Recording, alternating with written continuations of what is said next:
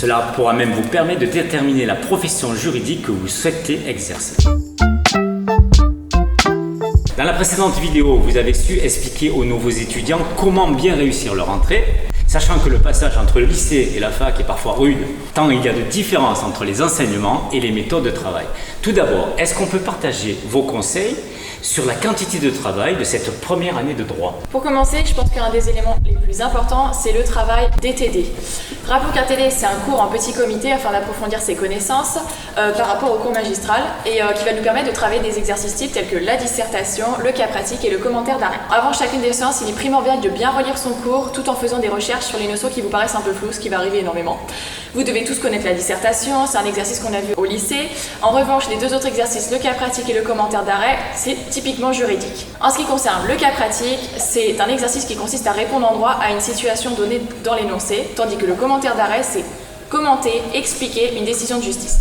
Ne vous inquiétez surtout pas, tout cela va être vu en travaux dirigés avec votre chargé de TD. En tout cas, en ce qui concerne le commentaire d'arrêt, peu de jeunes étudiants le savent, mais il y a une base de données qui est accessible grâce à l'université, grâce à la faculté. En fait, en début d'année, on va vous fournir donc, des codes que vous pourrez rentrer donc, sur Internet via la base de données de la faculté. Et là, vous pourrez ensuite rechercher via la base de données de la bibliothèque elle-même, les différentes bases de données juridiques telles que Dalloz ou LexisNexis qui vous permettront d'enrichir donc, vos connaissances et vos cas pratiques. Et au pire des cas, si vraiment vous avez une difficulté, n'hésitez pas à vous rapprocher de vos chargés de TD. Ce sont vraiment les personnes qui vont être les plus accessibles au niveau de votre cursus. C'est eux qui vont vous donner les outils essentiels pour maîtriser votre méthode. Pour ajouter, c'est qu'à partir du moment où on se concentre vraiment dessus, et à partir du moment où on est vraiment très assidu, c'est pas du tout insurmontable. Il faut bien appréhender et bien connaître vos cours, mais voilà, il ne faut pas se laisser déborder. On peut faire par exemple des petits schémas explicatifs, par exemple en droit constitutionnel, ça peut vraiment aider. Oui, c'est vrai que les schémas sont utiles pour assimiler les connaissances. Pour faire simple, fichier, c'est repérer les éléments les plus essentiels du cours et les synthétiser. Le plus gros problème de fichier, c'est que ça fait pas énormément de temps sur l'apprentissage du cours. Puisque en fait, fichier, c'est pas apprendre son cours, c'est juste en fait mettre en avant les éléments essentiels et donc il va falloir lire, relire, relire son cours pour finalement l'apprendre et donc c'est vraiment une perte de temps. Donc je suis d'accord avec toi Lucie, ça reste quand même une bonne méthode de travail, surtout pour ceux qui ont l'habitude depuis le lycée d'utiliser des fiches. Pour les autres, même si vous n'êtes pas forcément prêt à ficher l'ensemble des matières, il faut quand même se faire des petites fiches de plan, les mots-clés du cours pour aider à vous remettre dans le cours et bien savoir restituer vos connaissances le jour J. C'est très intéressant cette utilisation des mots-clés, puisque même encore aujourd'hui, en tant que professionnel de droit, je fonctionne comme ça. Bon, je reprends. Vous avez appris vos cours magistraux, vous avez fait vos fiches, vous arrivez à la fin du premier trimestre, les partiels arrivent. Alors, quelles sont vos petites astuces pour les révisions? Alors moi, ce que je faisais et qui je pense est indispensable, c'est qu'à partir du moment où vous avez votre calendrier d'examen, c'est de faire un planning de révision, c'est-à-dire un emploi du temps dans lequel vous allez prévoir chaque jour une matière à réviser et un nombre de pages particulier.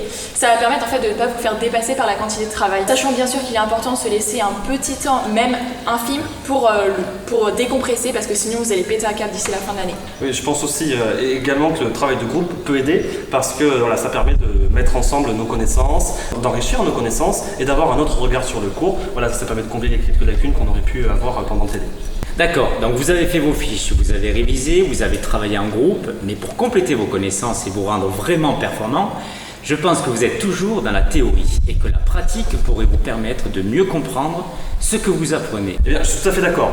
Il faut savoir qu'il existe un gouffre vraiment énorme entre la théorie et la pratique. L'une des manières d'y remédier, c'est un petit peu de s'attacher au monde professionnel, de rencontrer des professionnels, par exemple en allant voir des audiences au tribunal, ce qui est vraiment très enrichissant, ça permet de connaître les métiers. Et également, il ne faut pas trop se focaliser sur un métier en particulier, il faut rester ouvert, parce qu'il n'y a pas que avocat, juge ou policier, il y a vraiment énormément de métiers après la fac de droit. Et oui, le but c'est que vous soyez dès le début confronté à la pratique, puisque c'est ça qui est le plus intéressant. Vous allez apprendre des tonnes et des tonnes de connaissances, autant voir comment sur le terrain, elles vont vous servir dans le cadre d'une activité professionnelle. Ce qui est bien aussi, c'est de commencer le plus tôt possible les stages. Moi j'ai commencé en 2e année par exemple, afin de découvrir réellement la profession et ainsi s'orienter plus facilement. Par exemple, même si vous êtes sûr de vouloir devenir avocat, il y a de nombreuses spécialités, il y a fiscal, pénal, travail, etc. Et donc en fait faire un stage ça va permettre de vous fixer, de vous orienter et ainsi de mieux vous concentrer sur votre parcours. Et vous avez raison, ces différentes expériences seront bénéfiques tout au long de votre cursus universitaire, de la première année, la L1, à la dernière année, le M2. Cela pourra même vous permettre de déterminer la profession juridique que vous souhaitez exercer. Et aussi, ce qui est pas mal du tout, c'est vraiment de suivre l'actualité, que ce soit l'actualité politique, générale ou juridique, parce que ça va permettre déjà d'enrichir vos copies, mais également plus tard, ça va pouvoir vous aider quand vous passerez des sélections en master. Merci beaucoup à Lucie et à Simon pour toutes ces informations, vos astuces, votre expérience. Merci. Ne vous découragez pas, travaillez et vous y arriverez. À bientôt.